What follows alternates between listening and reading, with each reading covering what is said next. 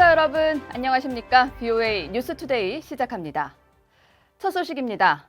미 국무부는 트럼프 행정부가 북한의 핵 동결과 일부 제재 유예를 맞바꾸는 방안을 고려하고 있다는 한국 언론 보도에 대해 사실이 아니라고 밝혔습니다. 최근 격화되고 있는 한일 갈등에 대해서는 미한일 3자 관계 강화 방안을 추구하고 있다고 강조했는데요. 자세한 소식 함지아 기자가 전해드립니다. 국무부 대변인은 정례 브리핑을 통해 미국 정부가 북한의 핵 프로그램 동결을 조건으로 북한의 석탄과 섬유 수출 제재를 일부 유예하는 방안을 검토 중이라는 한국 언론의 보도 내용을 정면으로 부인했습니다.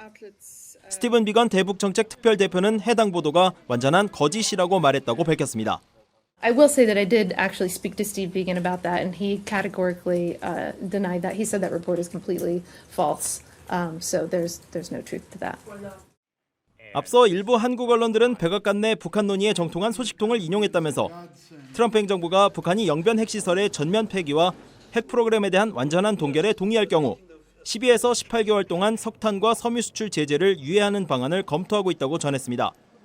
특히 이 방안의 효과 여부에 따라 다른 시설에 확대 적용하는 것도 가능한 선택지로 고려 중이며 북한이 속임수를 쓰면 스냅백, 즉 제재가 복원된다고 말했다고 보도했습니다. 여기에는 사실상의 종전선언과 연락사무소 설치도 검토 대상에 포함된 것으로 전해졌습니다. 한편 오테이거스 대변인은 최근 갈등이 격화되고 있는 한일 관계에 대해서도 언급했습니다. But I would say that Japan and South Korea are, of course, not only friends, they're allies, and the United States, and of course here at the State Department, we're going to do everything we can to pursue ways to strengthen our relationships between and amongst all three countries, both publicly and behind the scenes. 오테이거스 대변인은 또 한국, 일본과의 관계가 중요하다고 거듭 강조하면서 미한일 세 나라는 인도태평양 지역과 전 세계에서 공통된 영내 도전들에 직면하고 있다고 말했습니다. 그러면서 미국은 공개적으로 또 비공개적으로 일본과 한국 모두와 이런 노력을 계속할 것이라고 강조했습니다. VOA 뉴스 함지아입니다. 상원 인준청문회에 출석한 마크 밀리 미 합참의장 지명자는 미국의 국가안보 위협 중 하나로 북한을 꼽았습니다. 밀리 지명자는 축소된 미한 연합훈련에도 불구하고 주한미군은 항상 높은 준비태세와 강력한 미한 동맹을 유지하고 있다고 강조했습니다. 김칸희 기자입니다. 미국 상원 군사위원회의 합참의장 인준청문회에 출석한 마크 밀리 지명자는 이란과 함께 북한을 미국을 위협하는 국가로 지목했습니다. 육군 참모총장을 맡고 있는 밀리 지명자는 미국은 중국과 러시아와 경쟁을 하고 있으며 이란, 북한, 폭력적인 극단주의 단체들로부터의 도전에 직면해 있다고 밝혔습니다. 또 미 국방부는 북한의 미사일 위협을 감지하고 대응할 준비가 돼 있다면서도 대응 역량을 개선할 분야가 있다면서 미사일 방어청은 지속적으로 동맹국들의 미사일 방어 역량을 개선시키고 있다고 밝혔습니다. 밀리 지명자는 이어 미한 연합훈련은 미군이 핵심 전투 기능들을 훈련함으로써 한국에 거주하는 미국 시민들을 지킬 수 있다고 강조했습니다. 또 미한 연합군사훈련은 연합군의 준비태세를 높이는 매우 중요한 도구라면서 현재 훈련 규모는 축소됐지만 준비태세는 매우 높다고 밝혔습니다. We have cut back a little bit on the training of the command post exercises, the electronic simulation exercises, temporarily, but they're always in a high state of readiness. 밀리 합참의장 지명자는 또 국익을 위한 동맹국들과의 관계를 강조했습니다. 특히 미한 동맹은 지난 70년간 미국이 동북아시아에서 국가 안보를 지키는 데 핵심 주축이었다고 밝혔습니다. I think the network of allies and partners in the Asia-Pacific region is critical to U.S. national security and furthering our interests in the region and in the globe. 밀리 지명자는 그러면서 미한 동맹은 전쟁이 멈춘 1953년부터 북한의 위협을 성공적으로 억제해왔다고 설명했습니다.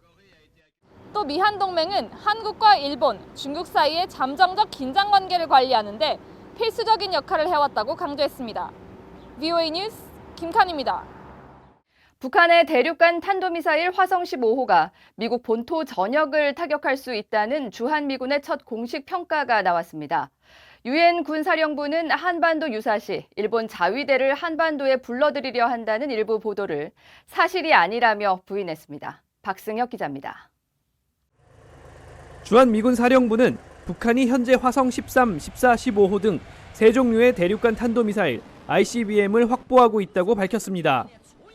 이들의 사정거리는 각각 3,418마일, 6,250마일, 8,000마일이며 북한의 군사 도발이 최고조에 달했던 지난 2017년 11월 발사된 화성 15호는 미국 동부까지 타격할 수 있는 수준으로 평가됐습니다. 주한미군은 11일 발간한 전략 다이제스트 2019를 통해 이 같은 북한의 ICBM 상황을 전하면서 미한 동맹은 여전히 북한의 위협에 맞서고 있는 근본적 상황에 변함이 없다고 밝혔습니다. 또 북한은 100만 병력을 보유한 세계 4위의 군사대국이며 인구 2,500만 명 가운데 6%가 현역 군인이고 30%는 예비군 또는 준군사 조직에 속해 있다고 지적했습니다. 북한 지상군의 70%가 비무장지대 DMZ에서 96km 이내에 배치돼 있다는 점도 다시 언급했습니다. 로버트 에이브럼스 주한미군 사령관은 이런 상황들을 바탕으로 북한의 태세에는 변화가 없다고 여러 차례 강조했습니다.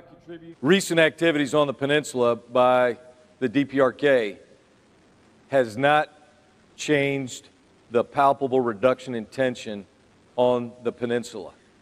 한편 전략 다이제스트 2019에 유엔 사령부는 위기 시 필요한 일본과의 지원 및 전력 협력을 지속할 것이라는 내용이 포함되자 일부 한국 언론이 유엔사가 일본 자위대 병력을 한반도에 끌어들이려 하고 있다고 보도해 논란이 일었습니다. 유엔 사령부는 11일 보도자료를 통해 유엔사는 일본을 전력 제공국으로 제안하지도 않았고 또 일본이 요청하지도 않았다고 밝혔습니다. 이와 관련해 에이브럼스 유엔 사령관이자 주한미군 사령관은 유엔사는 한국과 효과적이고 투명하게 함께 노력하고 있다고 강조했습니다. VOA 뉴스 박승혁입니다. 북한과 직접 협상에 나섰던 미국 전직 관리들은 북한의 완전한 비핵화가 미국의 최종 목표임을 재확인하고 핵 동결도 완전한 신고와 엄격한 검증이 수반돼야 한다고 지적했습니다. 11일 서울에서 격변의 한반도라는 주제로 열린 토론회에 참석한 게리 세이모어 전 백악관 대량살상무기 조정관은 시간이 걸리더라도 북한의 완전한 비핵화라는 목표를 지속적으로 추구하는 것이 중요하다고 밝혔습니다. 또 핵 동결이 중간 목표가 될 수는 있지만 북한의 모든 핵시설에 대한 완전한 신고와 전례 없는 엄격한 사찰이 수반돼야 의미가 있다고 지적했습니다. 조세균 전 국무부 대북정책특별대표도 정치적 목적으로 만족되는 중간적, 제한적 비핵화 합의에 멈춰서는 안 되며 핵 동결도 국제규범에 맞는 신고와 검증이 필요하다고 강조했습니다. 미 하원에서 추진되던 대북 밀수 단속 법안이 철회됐으며 수정 논의를 거쳐 별도 법안으로 계속 추진될 것으로 보입니다. 이 법안을 발의한 하원 외교위원회 아태소 위원장의 브래드 셔먼 민주당 의원은 이 법안을 하원 국방수권 법안에 포함시키기 위해 세칙위원회에 제출했지만 지난 9일 자진의 철회 결정을 내린 것으로 확인됐습니다. 북한의 불법 해상 거래, 특히 선박 간 불법 환적 차단에 초점을 둔 이 법안은 지난달 말 처음 발의됐으며 수정 논의를 거쳐 별도의 법안으로 계속 처리될 가능성이 높습니다. 미국 정부가 압류한 북한 선박 와이즈 어네스트호의 소유권 청구 시한이 공식 종료됐으며 북한으로부터 5억 달러 배상 판결을 받은 원비어의 가족이 유일하게 청구서를 제출했습니다. VOA가 와이즈 어네스트호를 상대로 제기된 몰수 소송의 법원 기록을 확인한 결과 소유권 청구 시한 마감일인 10일까지 제출된 청구서는 원비어 측이 제출한 한 건뿐이었습니다. 이에 따른 재판부 판결에 따라 와이즈 어네스트호의 소유권이 원비어 가족에게 돌아갈지 여부가 결정될 전망입니다.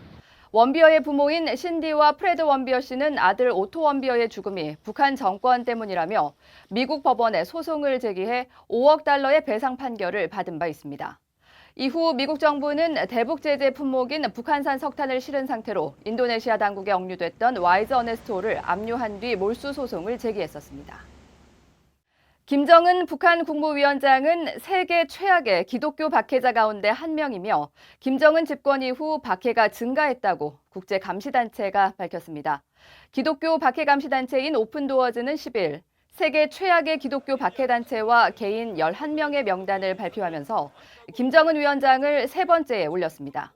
이어 북한에서는 신앙을 가진 사람들이 정부로부터 극심한 박해에 직면한다면서 북한은 오랫동안 기독교 교회에 대한 세계 최악의 박해자였다고 비판했습니다.